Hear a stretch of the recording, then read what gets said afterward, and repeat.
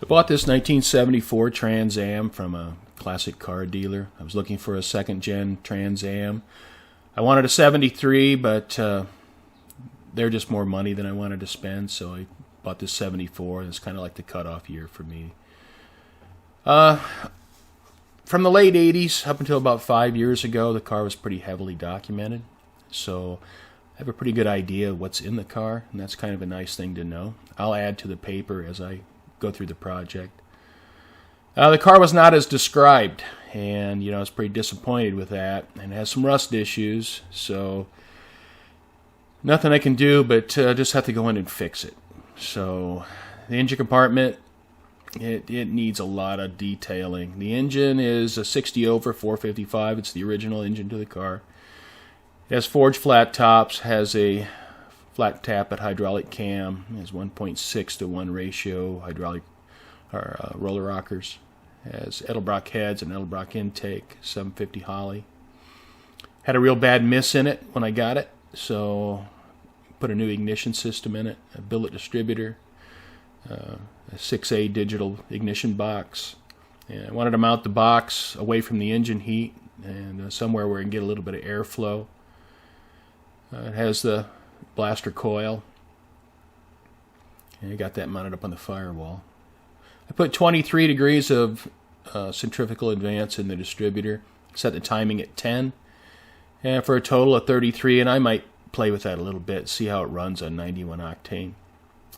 Used just a set of generic Moroso wire looms and bent them to the shape I wanted, and I painted them with plastic coat and tried to get the wires routed neatly.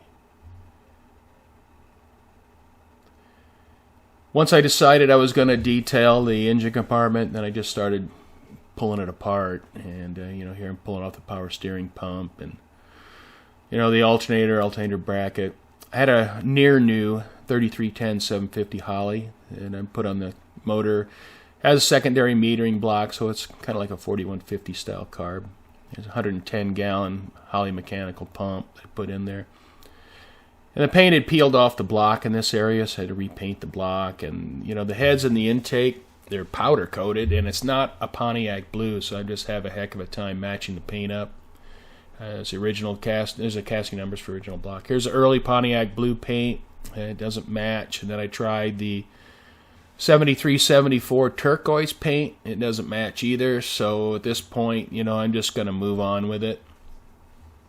And you can see there, strip down the engine compartment.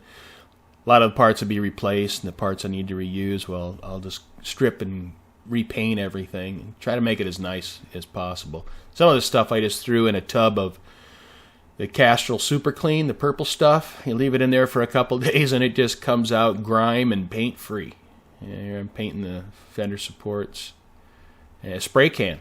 I'm using a spray can for everything. There's my bucket with my cleaner, and I get in there and scrub and try to get 40 years of grime off the car. Try to clean it up as best I can.